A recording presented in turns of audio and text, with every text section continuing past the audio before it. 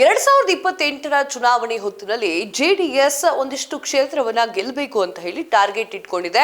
ಅದಕ್ಕೆ ಈಗಲೇ ಸಿದ್ಧತೆಯನ್ನ ನಡೆಸಿಕೊಳ್ತಾ ಇದೆ. ಅದರಲ್ಲೂ ನಿಖಿಲ್ ಕುಮಾರಸ್ವಾಮಿ ಅವರು ಕರ್ನಾಟಕದಾದ್ಯಂತ ತಿರುಗಾಡಿ ಅಲ್ಲಿರುವಂತಹ ಕಾರ್ಯಕರ್ತರನ್ನ ಒಗ್ಗೂಡಿಸುವಂತಹ ಕೆಲಸವನ್ನ ಮಾಡ್ತಾ ಇದ್ದಾರೆ.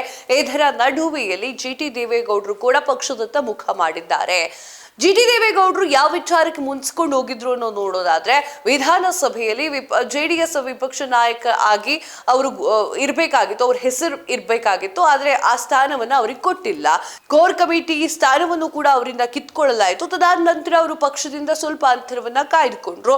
ಅದರಲ್ಲೂ ಕೂಡ ಪಕ್ಷದಿಂದ ಅಂತರವನ್ನ ಕಾಯ್ದುಕೊಂಡು ಕಾಂಗ್ರೆಸ್ ಹತ್ತ ಮುಖ ಮಾಡಿದ್ದಾರೆ ಅವರು ಅಂತ ಹೇಳಲಾಗ್ತಾ ಇತ್ತು. ಯಾಕಂತಂದ್ರೆ ಸಿದ್ದರಾಮಯ್ಯ ಅವರ ಪರವಾಗಿ ಜಿಟಿ ದೇವೇಗೌಡರು ಹೇಳಿಕೆಗಳನ್ನ ಕೊಡುವುದಾಗಿರಬಹುದು, ಕಾಂಗ್ರೆಸ್ ಪರವಾಗಿ ಜಿಟಿ ದೇವೇಗೌಡರು ಒಂದಿಷ್ಟು ಹೇಳಿಕೆಗಳನ್ನ ಕೊಡುವುದಾಗಿರಬಹುದು. ಇದೆಲ್ಲವೂ ಕೂಡ ಆಗ್ತಾ ಇತ್ತು. ಈಗ ಜಿಟಿ ದೇವೇಗೌಡರು ಮತ್ತೆ ಜೆಡಿಎಸ್ ನತ್ತ ಮುಖ ಮಾಡಿದ್ದಾರೆ.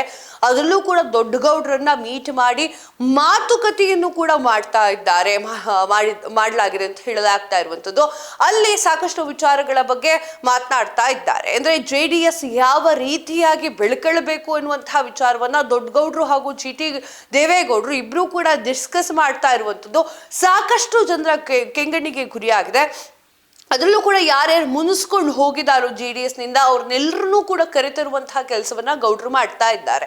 2028ರ ಚುನಾವಣೆಯಲ್ಲಿ ಬಿಜೆಪಿ ಜೊತೆಗೆ ಮೈತ್ರಿ ಇದ್ರೂ ಕೂಡ ನಮ್ಮ ಒಂದು ಸ್ಥಾನಗಳು ಏನು ಇರ್ತಾವಲ್ಲ, ಹಳೆ ಮೈಸೂರು ಭಾಗದ ಸ್ಥಾನಗಳನ್ನ ನಾವು ಬಾಚ್ಕೊಳ್ಬೇಕು, ಒಕ್ಕಲಿಗರ ಮತಗಳನ್ನ ಹೇಗೆ ಸೆಳಿಬೇಕು, ಕಾಂಗ್ರೆಸ್ಗಿಂತ ನಾವು ಹೇಗೆ ಒಂದು ಸ್ಟೆಪ್ ಮುಂದೆ ಇಡಬೇಕು ಅಂತ ಹೇಳಿ ಜೆಡಿಎಸ್ ಈಗ ಆಲ್ರೆಡಿ ಥಿಂಕಿಂಗ್ ಅನ್ನ ಮಾಡ್ತಾ ಇದೆ, ಸಾಕಷ್ಟು ತಂತ್ರಗಾರಿಕೆಯನ್ನ ರೂಪಿಸ್ತಾ ಇದೆ. ಸೊ ಆ ಒಂದು ನಿಟ್ಟಿನಲ್ಲಿ ಈ ಒಂದು ಕೆಲಸವನ್ನ ಮಾಡ್ಲಾಗ್ತಾ ಇರುವಂತದ್ದು. ಅಂದ್ರೆ ಜಿಟಿ ದೇವೇಗೌಡರು ಯಾವ ರೀತಿಯಾಗಿ ಪಕ್ಷಕ್ಕೆ ಬರ್ತಾ ಇದ್ದಾರೆ ಅಂತಂದ್ರೆ, ಅವರನ್ನ ಕರೆತರಲಾಗ್ತಾ ಇದೆ, ಅವರ ಕೋಪವನ್ನ ಶಮನ ಮಾಡಲಾಗ್ತಾ ಇದೆ ಅಂತಂದ್ರೆ. ಈಗ 2028ಕ್ಕೆ ಮತ್ತೆ ಹೊಸ ಚೈತನ್ಯದಿಂದ ಜೆಡಿಎಸ್ ಮುಂದಕ್ಕೆ ಬರ್ತಾ ಇದೆ. ಇದೇ ದೊಡ್ಡಗೌಡರ ಒಂದು ಪ್ಲಾನ್ ಆಗಿರಬಹುದು.